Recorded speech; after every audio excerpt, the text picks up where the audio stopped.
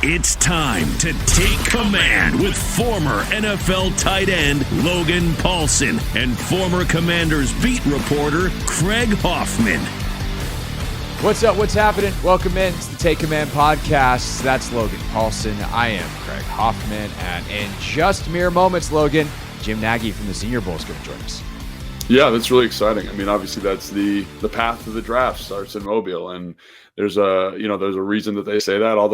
Most of those guys end up getting drafted. It's such a great opportunity to kind of flush out your evaluation, and it's such a unique part also because they're playing football. They're not, out in underwear doing testing. They're playing football. So you get to see kind of how guys take coaching, how guys respond to adversity, and how guys respond to a different level of physicality, especially if they're from, different levels of football, which has been cool to see over the last couple of years. So always fun to talk to Jim. They do such a good job of finding these guys and then getting them to the Senior Bowl. So I'm really excited to talk to him. Yeah, Jim, an accomplished scout in his own right as well, formerly with the Patriots and the Seahawks before he ultimately took the job with the Senior Bowl. We'll say for those watching on the video, we just actually talked to Jim, so this is a little bit out of order. We will react to what Jim had to say and also kind of go further into some of the draft stuff on the back end of this podcast. But if you're watching the video of the interview, Jim had an auto tracker on his camera and we were short on time and we didn't have time to fix it. So it's kind of a mind bleep. His camera's kind of moving around with his hands and stuff. And we will admit it's a little distracting. We get it. It'll be okay. The information is phenomenal. The information's excellent. Just I wouldn't focus your eyes on Jim, not because he's not a good-looking man. It's just it might mess with your head a little bit. So take it in, take the audio, walk around, whatever you're doing, however you watch it on YouTube. But yeah, we know. So here's Jim and our interview with him, and then Logan and I have plenty more on the 2024 NFL Draft on the back end. Our guest today is Jim Nagy, the director of the Senior Bowl, just a man who knows so much about everything going on this time of year in the NFL, prospects, front office folks, got a great read on the coaching search type of candidates as well. So Jim, appreciate your time here on Take Command. Yeah, guys, thanks for having me on. Absolutely. By the way, runs, I think, Logan and I's favorite event of this time of year as well. Absolutely. I miss going down to Mobile as a beat reporter now that I'm stuck in a studio every single day. But, Jim, you have such a great feel, not just for the prospects that we'll talk about in a second, but for the front office type of folks around the NFL. Commanders get Adam Peters, who is widely considered the best guy on the market. What's your experience been like with Adam, and what do you think about that hire for Washington? Yeah, AP and I were together for like 7 years, I want to say, in New England. Yeah, it was great. I'm happy for Adam. It was a really good hire. He's won everywhere he's been, and so he got out of that Patriots tree and kind of jumped into a new tree in Denver, and he won there, and then now he's won at San Francisco. So he's been a part of different winning organizations and not just the Patriot way. Like I went to Seattle after New England. It was a completely different way to do things, which is so beneficial as a leader, just to see different styles and different values, value systems in an organization. So no, happy for AP. He's obviously ready for it. He's been interviewing for these jobs for a while now, going through the interview process, and he could be selective. He was in a great situation. Why would you leave the 49er organization when you're competing for Super Bowls right now if you didn't believe it was the right fit and the right thing to do? So just really happy for Adam, happy for the Commanders organization. They got a good football guy. Yeah, and obviously he's got a big decision coming up here in the draft, and obviously the coaching hire is going to be a big part of that. But probably quarterback at 2. You guys, obviously there's that 3 kind of the cluster 3 at the top there that everyone's really excited about. But you guys got some big names at the Senior Bowl. How do you view that pick, and like what direction would you go if you're Adam? Yeah, it's certainly going to be dependent upon if whoever the new head coach is feels like Sam Howell could be a guy that you could work with. Because if you don't have to go quarterback right there, I mean, you can trade out. There's going to be people that want a quarterback. So you could Adam could his first year go out and get a lot of draft capital, which for any personnel guys is fun to think about, right? Starting off a new program, so that's going to be key, obviously, and. But these 3 guys that are being talked about as the top 3, Caleb and Drake and Jaden. I watched more of Jaden Daniels than the other 2 guys. Jaden was the guy that we invited. I went over there to Baton Rouge and did a in-person invite with him and really thought we were going to get him here because for a long time it was just Drake and Caleb. And then after the Heisman thing, like the media jumped on Jaden, and they've kind of ridden him all the way to the top of the draft now. So it'll be interesting. There are 3 different players now. I mean, Drake's down here training in Mobile right now for his draft process, and went out and saw him throw the other day, and went in and watched video with those guys of the workout. And so they're different, man. And I've seen a lot of Caleb, just doing tape of the USC guys over the years. So they're going to have three, if that's what they do, if they decide to stick there and go quarterback, I mean, you're talking about 3 very different players. For sure. And then you've got the guys that are coming down to Mobile, and the hot name right now coming into the week seems to be Bo Nix. And there's thought he could rise all the way, who knows, top 10, maybe even. Like if all of a sudden he has the kind of week that we think he can have in Mobile, those of us that like him, how does that change the contour of this draft?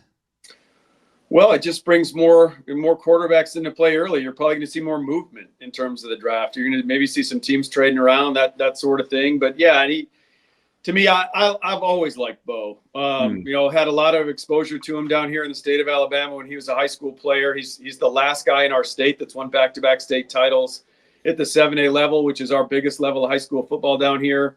Obviously started right away at Auburn. We had a scout at his first game. We were scouting Justin Herbert in Bo's first game as a starter there at Auburn. And the ironic thing was, it's funny, I've got on-field video from that scout of that day, and Bo ended up wearing Justin's number 10 at Oregon by the time he was done. But I'll say this, like in terms of what Bo brings to the table, in my opinion, was, the biggest thing he did the last 2 years and the most impressive thing he did at Oregon, he shed a lot of bad habits. He developed a lot of bad habits at Auburn, playing behind kind of a porous offensive line, and he became kind of a sandlot player, which is a cool thing to have. That's a really cool tool to have at the next level when you're trying to learn in the NFL, to be able to run around and make stuff happen off script.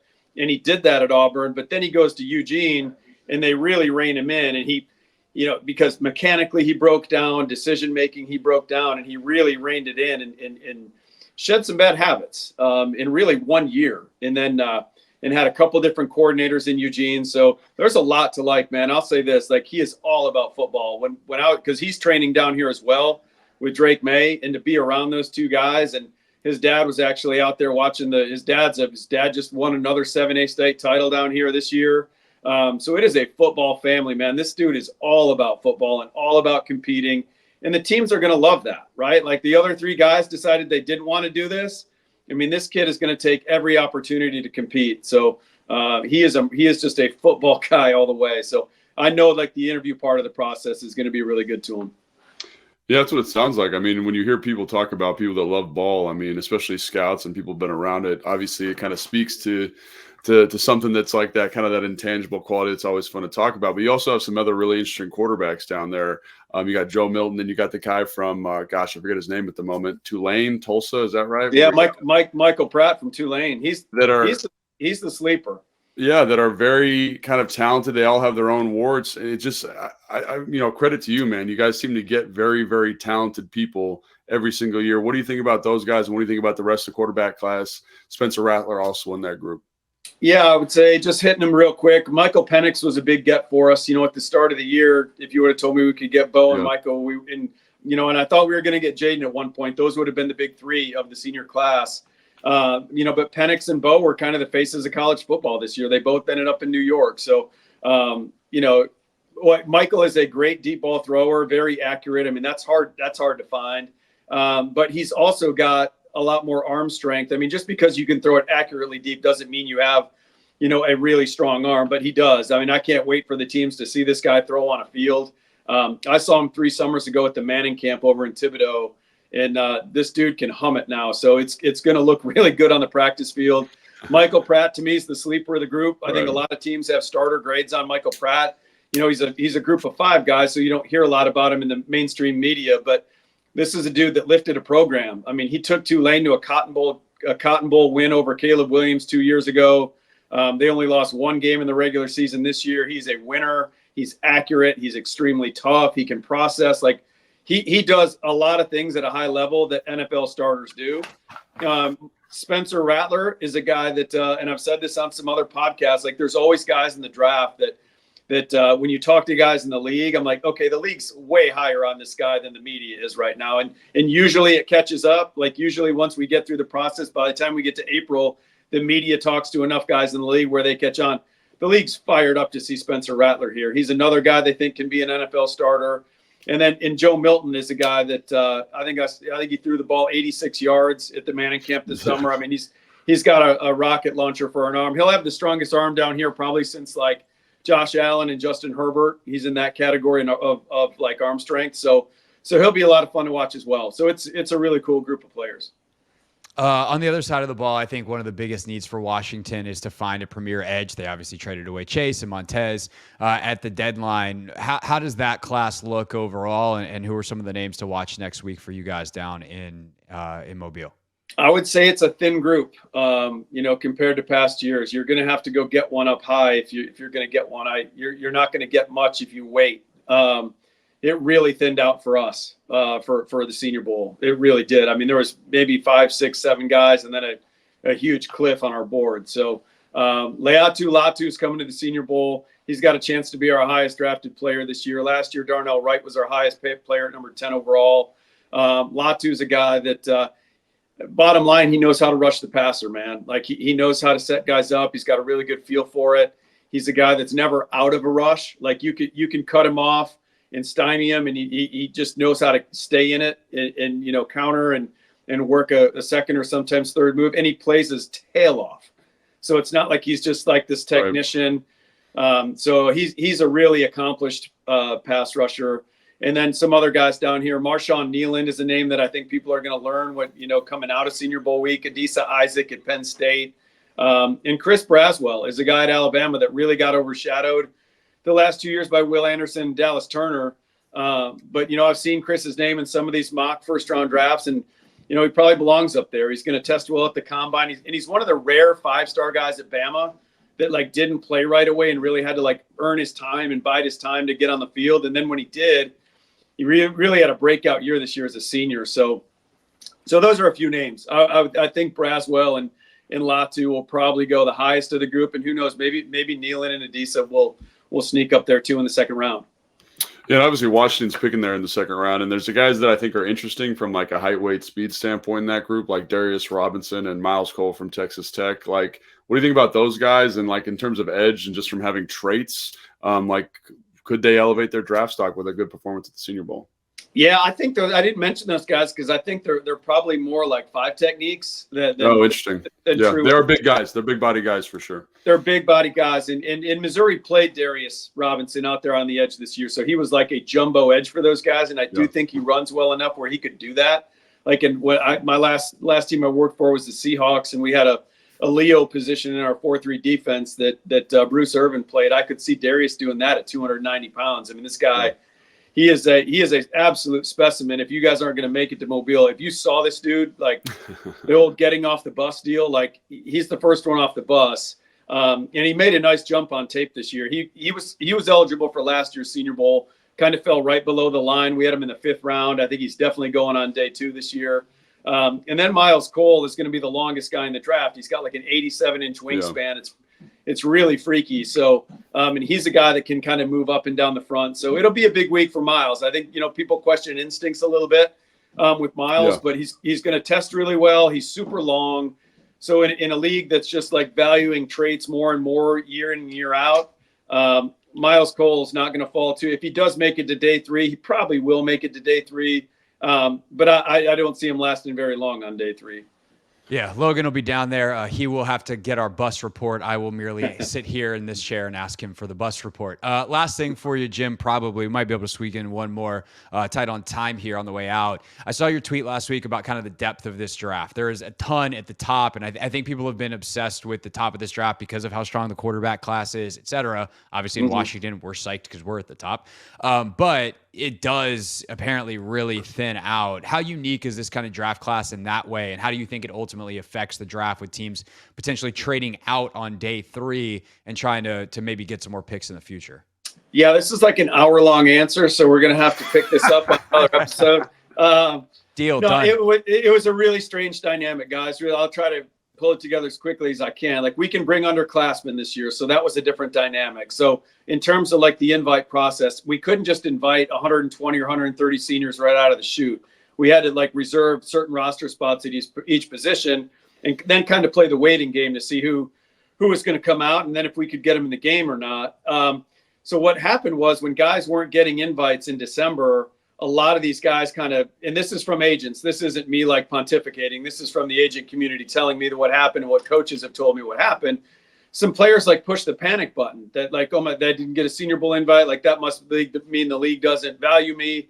So they jumped in the portal, or they agreed to an NIL deal, and they're going back to school. So then when we got to like January, and we still had roster spots available because some of the juniors stayed in, or we didn't get those juniors, and we wanted to circle back to the next, work down the board, I would start making calls, and they're like, Jim, he transferred here. He's committed NIL here. So like the whole depth of day 3 just got totally wiped off our board. So I'm not complaining. We got the players we wanted for the Senior Bowl, but from a draft perspective, to me, rounds 5 through 7 completely fell apart. They're all going to be back in college football next year. So if I'm a team that's holding a lot of day 3 capital, I'm looking maybe to maneuver around on day 1 and day 2, and trade picks and move up and go get the guys we want up high. Yeah, no, that makes a lot of sense. And obviously Washington, fortunately, has 5 picks in the top 100, so they can hopefully get in with what they need before that drop-off. But going to be interesting to watch for sure. Jim, Logan, I'll see you next week. I've got to get down there next year. I miss coming down there when I used to be on the beat up here. Always a great event. You guys have such a tremendous group this year. We look forward to watching it on TV, those of us that won't be in Mobile. And we will definitely have you back to unpack that answer and much more sometime after you get done with your day job down there with the Senior Bowl next week. Well, awesome. Thanks for having me on, guys. Logan, I'll see you next week. Yep, thanks.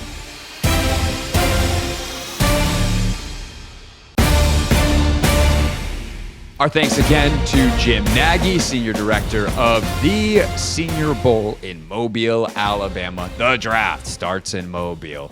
The coverage, by the way, all the way next week on NFL Network. My guy Andrew Siciliano leads the coverage. He was on the show last week. They do a great job. So for those of us that are stuck at home, got a way to watch it. And Logan, let me say this real quick before we get into kind of the topic that we're going to talk about here to start, some of the quarterback stuff, more of it. I've had some folks ask, like, okay, if McDonald makes the Super Bowl, Johnson doesn't, does that hurt McDonald because you can get Johnson in and he could go down to the Senior Bowl? It's important to remember, all this stuff is on film. So, right. While yes, you would like to be able to watch the Senior Bowl in person, a lot of coaches don't even go anyway. Right. When you have the number 2 pick, maybe it's a little more important to go, even though maybe the guys that you're going to take at number 2 aren't there. But you can catch up as a coaching staff on all of this stuff because you have the film. So I think that's an important thing in terms of the process to point out, and then we can get into the quarterback stuff. Well, so I think there's a reason you go GM hire first, and it's because like in a GM-centric model or a GM coach-centric model where they both have their own kind of independent authority, this is the GM's job. The GM's job is to take this information, which is all of these potential prospects, distill the information, give them grades, and organize that information. When the coach then comes in and they say, this is the type of players we're looking for at this position, they will then go and recomb through that information that they've already distilled and then present the coaches, the staff, with lists, right? And that process usually happens after the combine, which is crazy to think about. Everyone says, like, I'd go to the combine and be like, talking about my coaching buddies, I'm like, hey, what'd you think of so-and-so? What'd you think of so-and-so? They're like, we haven't got our list yet because the GM and the scouting staff has not organized it in a way that's ready for the coaches yet. So the coaches, instead of having to watch, so for example, I think there's, I'm trying to remember the exact number. There's probably 7 tight ends going to the Senior Bowl. There's 7 tight ends going to the Shrine Bowl. There's 2 or 3 guys that aren't going to either bowl that'll be dropped. So that's about 17 to 20 players that would have like a draftable possibility.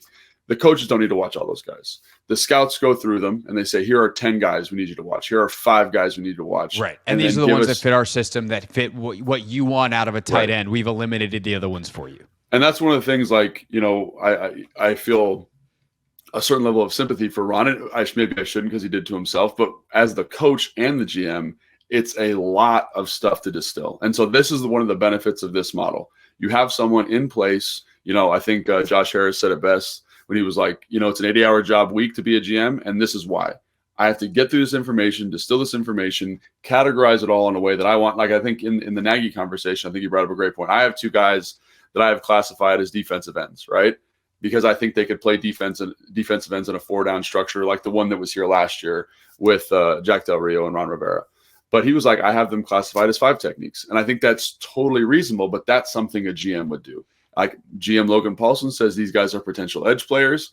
GM Joe Nagy says, no, these are 5 techniques. And again, depending on our defensive scheme, that's a decision that's been made for me ahead of time. And I think that is awesome to have. And so that's kind of why it's not as important, I don't think, to kind of have this, the coach in place yet, because you've got the GM here. And for this part of the offseason, that's the most important hire. So right. We're still in the information gathering. You need to have all the information in order to be able to sort it. Coach is necessary to sort it properly, but because you have to know what you're sorting for. Correct. But the GM can do other stuff now. So gathering information on quarterbacks. Jim is one of the people that's like, I don't know, maybe you circle back on Sam Howell and trade down. What did you make of that comment with kind of where the top of this quarterback class is, and guys like Nix and Penix and McCarthy, by the way, potentially rising? Yeah, man, I think it's always a good reminder, because I think, I just finished going through the quarterbacks, and obviously to me, Caleb Williams is like the guy, and his kind of big wart or blemish is the fact that he does everything off schedule, and that's a little bit disconcerting, but he just has so much natural playmaking ability in a very like early career Russell Wilson way that you're like, maybe we take a bet on this guy just because he's such a tremendous talent. So I think if I'm Chicago, that's the direction I'm going.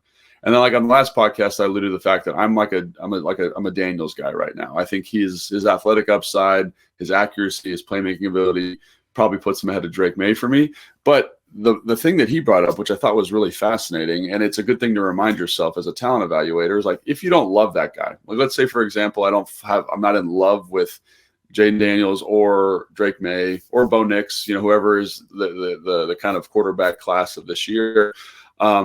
There is value in having that second pick. So if I were to trade that pick, much like Philadelphia did a couple of years ago, and accrue draft capital, and then say I trade back and I'm able to draft, the Oregon State tackle at 10 or whatever that looks like. And then I'm also able to pick up another first-round pick, so I'm able to draft a receiver and a defensive end. I think like those types of decisions are so critical, especially when there's so many gaps in the roster, right? And so then you have more draft capital next year, and you do have the opportunity, because of this extra draft capital, to trade it for someone that you really, really like.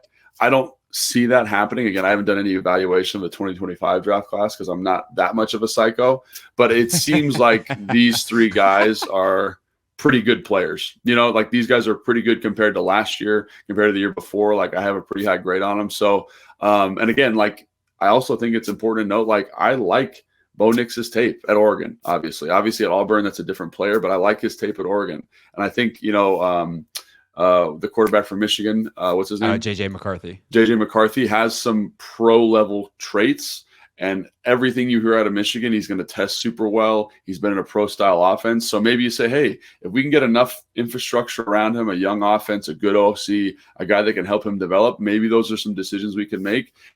And then Penix, I think, is really interesting. The only reason I haven't fallen in love with him necessarily is because I think the injury history is very comprehensive there. So it gives me a little bit of pause. But again, like that second kind of cluster of quarterbacks is very, very talented. And we haven't even talked about kind of that third tier, which I think are starting caliber players in the right universe. So like Joe Milton, he talked about, is one of the most talented guys I've ever watched. Does that mean he's a good quarterback? No, but he's very, very talented. So maybe you take a flyer on him, you get him in a Jalen Hurts type system, and it elevates the offense. And you live with him for a year or two, and then he kind of develops in the same way Lamar Jackson did. Is that likely? I don't know. And then I think the other kid, the kid from Tulane, let me get his name for a second, is maybe the most accurate dude in the class. Like he is awesome. And again, I think a starting caliber player. So maybe you fall in love with that guy. Michael Pratt, thank you. And I think, again, so this quarterback class is unique, and I think that's one of the reasons the draft is so exciting. But it's a good reminder, basically saying the beauty's in the eye of the beholder. If I don't love one of these top 3 guys, I'm going to say 2, because I think Caleb Williams is going to be off the board. And I guess, and that's the other thing we didn't even talk about. If you love Caleb Williams and you think he's the answer moving forward, are you going to trade to 1? So you can either go up, you can go down, but I do think just reminding yourself that there is some flexibility here at 2, and the flexibility that pick gives you at 2 is just a great reminder by Jim Nagy to kind of bring that up, and especially in this kind of diverse landscape of quarterbacks, specifically in this class. No, I think that's 100% correct, and I think I don't know.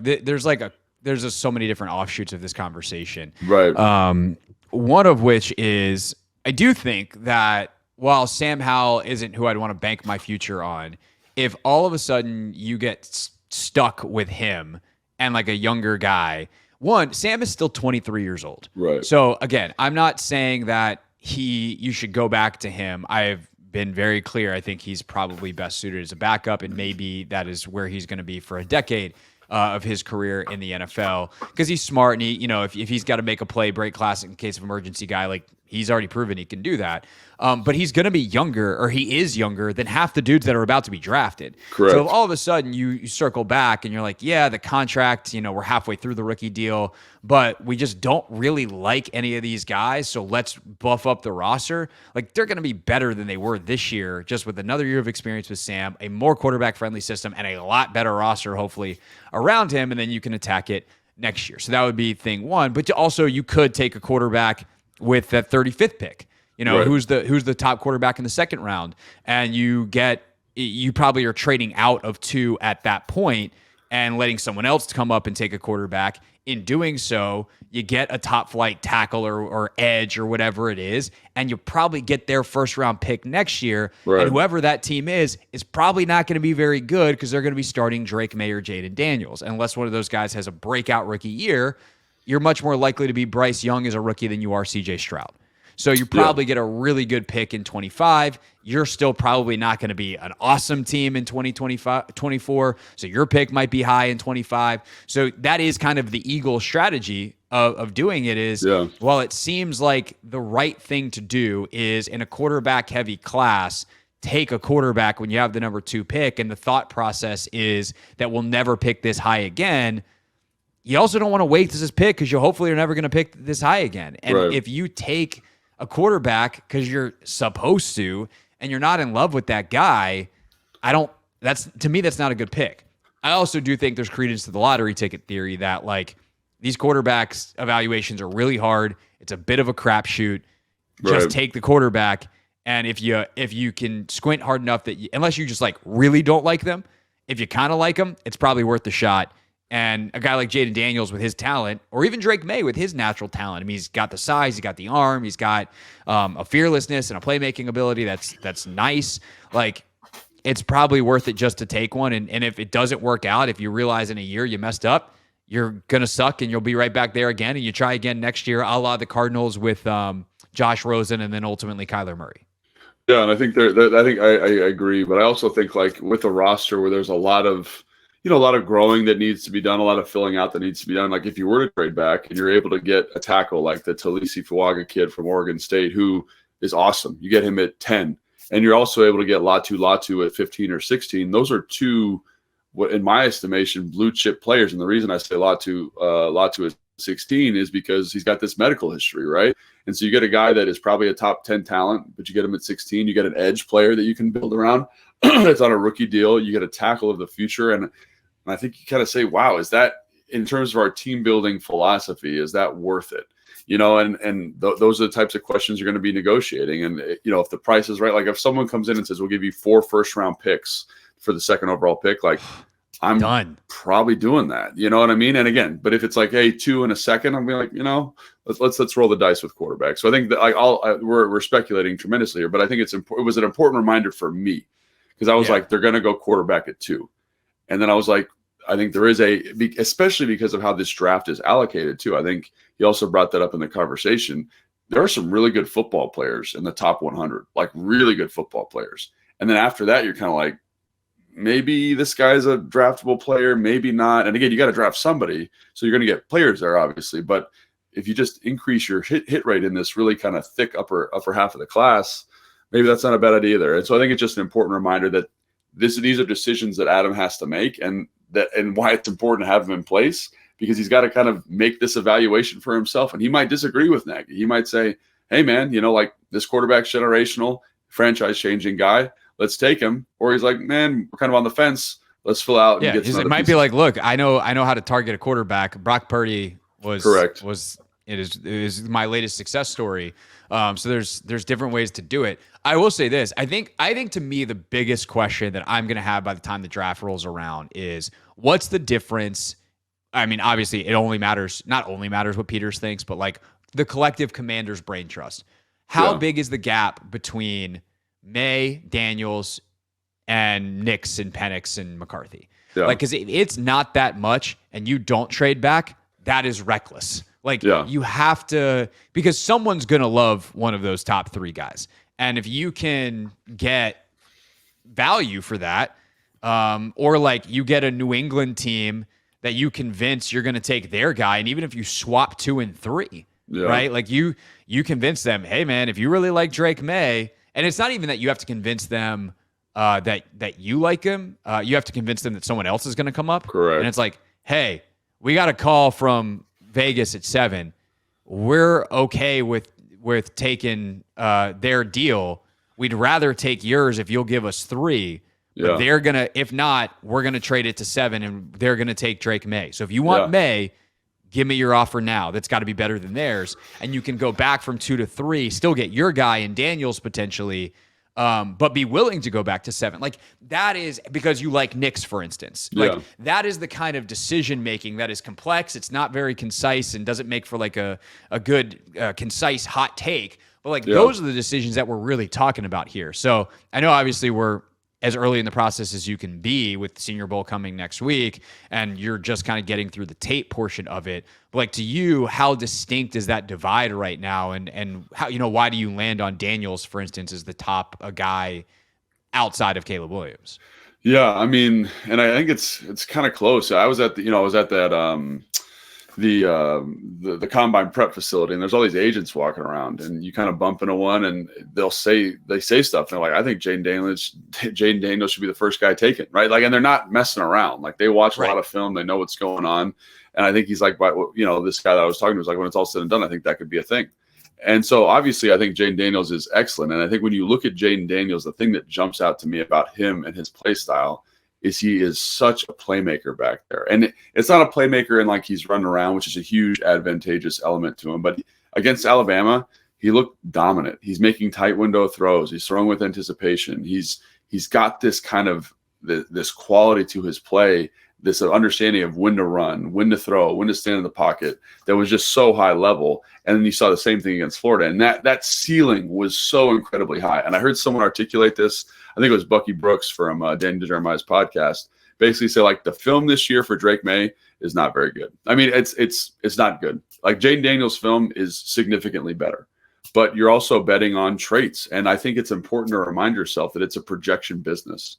So like, this is not a 1-to-1 who's going to be better. It's like, how does this guy project? And that's where the interviews are so important, the film study. And that's why I think the Senior Bowl is so incredibly critical for a guy like Bo Nix. Because right now, the more you watch him, the more you're like, man, he's got more playmaking ability with his legs than he wants. He's really accurate. He's got a stronger arm than I thought he had. And then let's say he goes down to the Senior Bowl, like Nagy was alluding to, and he just wows people with how he learns offenses and his hunger for football and his passion about it. And you say, man, maybe the gap between Drake May and him isn't that much. And then kind of to your point, maybe we can trade back. But for me, Daniels, as of right now, it's still very early. It just the playmaker that I saw this year was spectacular. And I think that's something that I just couldn't get past in the evaluation. I'm like, I would kick myself if I passed on that for Drake May, a guy where I didn't really see it this year. And, obviously he's got traits. He's got the strong arm. He's not even that accurate. Like he missed some bad throws this year. Like I was underwhelmed with his tape. And I can't just say because this guy's big and strong and runs well that I can had a good 22. I think it's 22. That's right. That's a great point. The tape in 22 is good. Better. I'm just trying to paint a complete picture. I haven't watched a lick of Drake May outside of one. I will say there was a cut up that I saw on Twitter yesterday of it literally the tweet was bleep it 2 minutes of Drake May being chaotic versus Duke. And there's some playmaking in there, but I don't know that it's exactly positive on the resume. Right. And I think that was the thing I came out of it. I was like, is he talented? Yeah. Are there issues with his game? Yeah.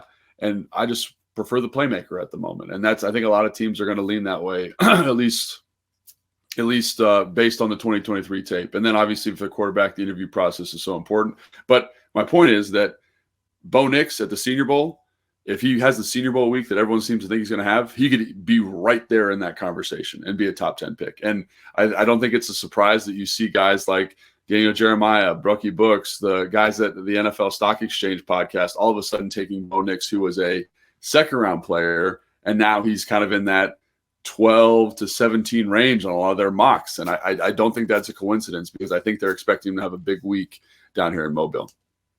Yeah. And again, Logan will be down there next week, so we'll have tons of coverage. Very excited about that. Anything else on the quarterback front before we flip gears?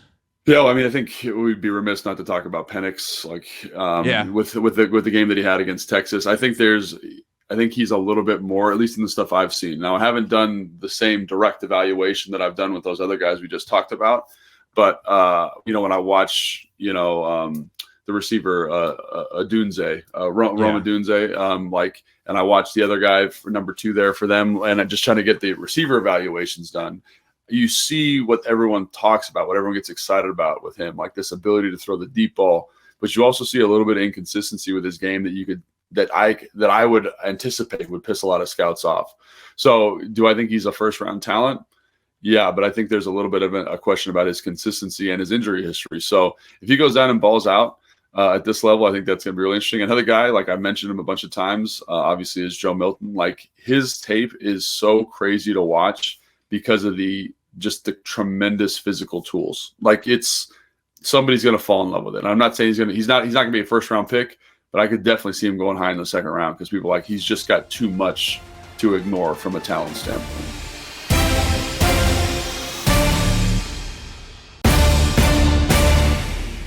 All right, Logan, let's wrap up with the other big names, I guess, that are going to be down in Mobile. There's so many, but Jim specifically said he thinks Latu, the defensive edge from UCLA, is going to be the top pick off the board. You actually disagree, not because you're like, Jim doesn't know what he's talking about. You just think there's enough talented guys that there's some options down there. And you're looking at Talisi Fuaga, the offensive tackle out of Oregon. What do you like about both of those guys? And because I think, in a trade back scenario, if you wind up with multiple picks in the first round, like that edge and right tackle or even left tackle could absolutely be positions of need for Washington. Yeah, no, I think so. I don't disagree. I think if he had a clean medical history, because Latu was a guy that medically retired from UW. They basically kicked him out of the program because he had a neck issue, and then he cleared at UCLA and re-signed. So he was medically retired, I want to say, for like a year and a half, wasn't playing football, and then came back, and obviously he won Pac-12 Defensive Player of the Year. And it's not like, this is the Pac-12. Like, he was awesome. Like, he is the most technically advanced pass rusher I've seen in a couple of years. Like, he just has every move. He's got such a good feel. He has such good hands. I think there's a little bit of a concern, like, in the scouting community about how he's going to test. But like, when you just turn on the film, you're just like, this dude's awesome. He's fun to watch. The second half of the USC game, I mean, I've never seen a more this is not being hyperbolic. I've never seen a defensive player be more dominant. Like, they just could not touch him. They could not block him. And I think that's a skill set that's transferable. Like, if he were to come to the NFL tomorrow, I think he's like a 10-sack guy, and wow. Just because he's so technically sound. Now, can he play all 3 downs?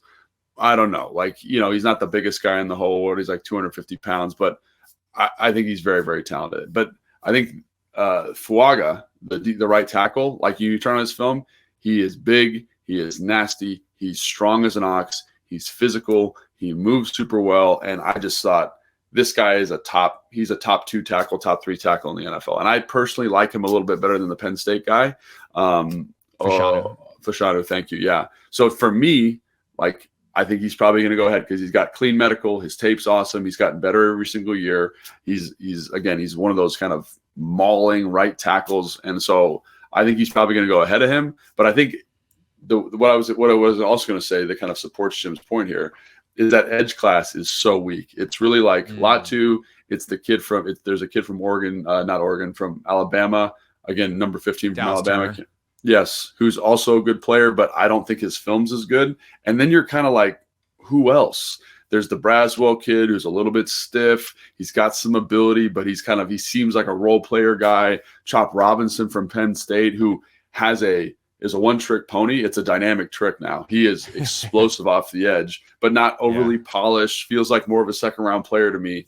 And so if you need edge help, you're in trouble. The thing about Fuaga is there's a lot of good tackles. Like last year, we were kind of like, here are 3 or 4 guys we feel really good about. Here, there's like, I probably got 6 or 7, I want to say, that I would consider taking in the first round. Obviously, there's some fringe guys there from a technique standpoint, from an athleticism standpoint. So if you need edge, I think and we were going to probably talk about this on a different podcast. I think that's a free agency thing more this year than it's ever been before. And I think if you want to tackle, I think you could feel good about like maybe a Tyler Guyton. You know, if he does slip to the second round, that 35th pick, he's 6'7", he's 330 pounds. He's a converted tight end. He moves super well from Oklahoma. Like I would sprint that in at 35 if he's there. And again, is he going to be there? Tackles tend to get pushed up. I don't know, but I do think there's an opportunity to get like a legitimate tackle prospect in the second round, unlike edge, to Nagy's point. Yeah, it's going to be such a weird draft because, I mean, most mocks right now have 3 quarterbacks, 3 receivers going in the first 6 picks. That never happens. And so, like, all of a sudden, if you want a receiver, if you want wide receiver 4, you might have to trade up to, like, 9. So let me just say this. If you want to trade for a receiver, don't do it. There are so many good receivers in this class. Obviously, there's Marvin Harrison Jr., there's Roma Dunze, there's Malik Neighbors, and those guys are disgustingly sick to watch. It's so fun, like so fun to watch them. They're such good football players. But then you're like, oh, there can't be that many good receivers in the class. But then even the other receiver from LSU, Brian Thomas Jr., awesome. Receiver from Oregon, I don't remember his name at the moment, awesome. There's like 7, the 2 guys from Texas, awesome. And you're like, I can get a playmaker whenever I want. Xavier Legette, we talked about him on the last show, awesome.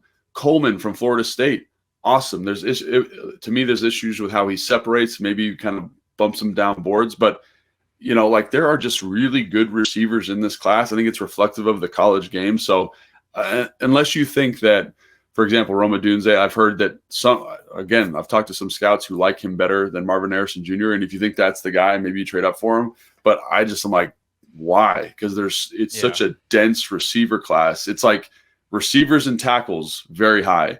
And then it's like, quarterback even to a certain extent, but that's the thing is like if 8 receivers and 7 quarterbacks go in the first round, like everybody else is like, okay, there's only 5 edges in the whole draft, cool, but one of them is available at 35 because of 15 dudes involved in the passing game. When the first 32 picks, like it's like it sounds nuts, but like if the top 3 guys quarterback wise are going to be the top 3 guys, the next 3 guys are probably all going in the first round. Yeah. Like we're talking 6 first-round quarterbacks this year, probably, but definitely 5. Yeah. And whether it's McCarthy or Penix that drops out, but like Nix and the top 3 are going probably top 17, 18. I got to look at who's got. Let's call it top 20 for sure. For sure, yeah, 20 for sure, yeah. And if not, like Nix might challenge to go in the top 10. But like, remember, we had Matt Miller on when he did his first mock, and this was super early in the process, like even earlier than what we are right now, where we're still super early. He had McCarthy going like 7. Yeah. So like, there's going to be some scouts that love McCarthy. Yeah. And like some scouts that love Penix. And if the right GM likes those guys, we're talking about potentially 6. And then does someone do hey, let's trade back in at 28 and to get the 5th-year option on a guy like Milton? Like you could legitimately be talking, you're somewhere between 5 and 7 quarterbacks in the first round. So that's fun. You're talking about 8 receivers at least with first-round grades. We'll see how many actually go. Probably. I mean, Daniel Jeremiah just did his 7 first round. Yeah. You know what I mean? And like, and then how many tackles? I think he had 3. He had 5 tackles. You got Fashanu, Alt, Fuaga. And he had Morgan from Arizona. He had Guyton from Oklahoma. And then he had 2 guards go. He had Barton from Duke, and he had the UW guy, the UW tackle who's going to move to guard. That's like 22 of the 32 picks. That's a good point. Quarterbacks, O-line, and receivers. So that's a great point. We haven't even gotten to the fact that there's like a stud tight end in Brock Bowers. There's a couple other good tight ends. Like this draft is like it's the like an anti-bell curve. It's like incredibly top heavy and incredibly shallow.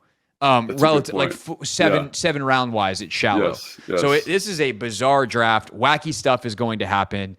teams are going to want to get up in this draft. And if you're a team that's willing to be patient on a rebuild, like the Commanders, potentially, I don't know how patient they're going to be. They might look at this, like Adam Peters might get in, watch the tape and be like, these guys were coached like goobers. This roster is way better than people think. We can win this year. And he might be like, let's get the pieces so that we can win now. And if that's the case, then they might be trying to get even more picks in this top 100 than the 5 they have, with a small trade back to acquire more capital. But if you're willing to be patient, and I don't know what 25 and 26 and 27 look like in terms of future potential first rounders, people are going to want to trade up. And that's an exciting thing. And I also think that, as we've talked about, outside of edge, it's pretty dense at a lot of the positions that the Commanders need.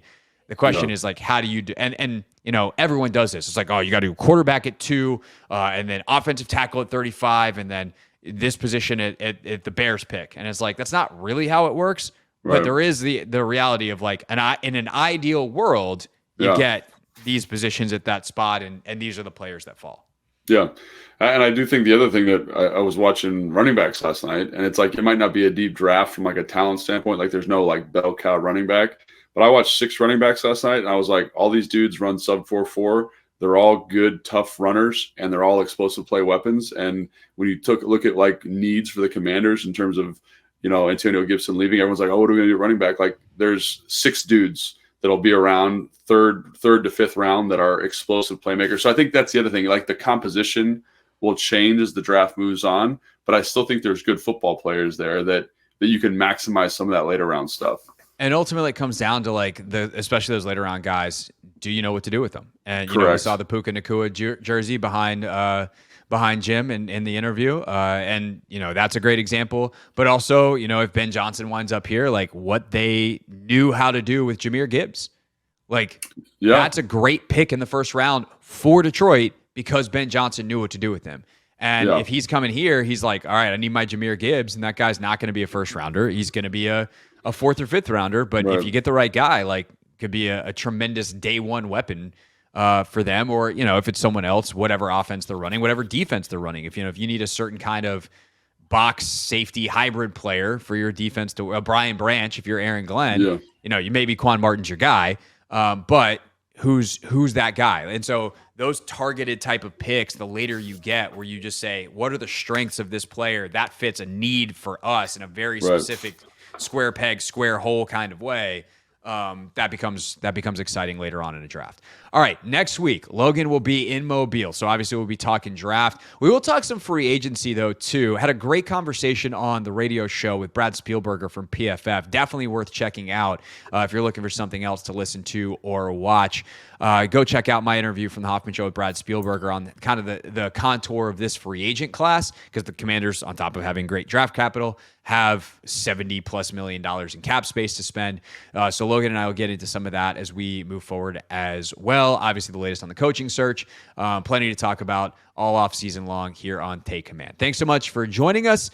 Make sure you subscribe if you're new to the show or just haven't yet. Make it easy on yourself to consume the football knowledge, and we'll see you next week on Take Command.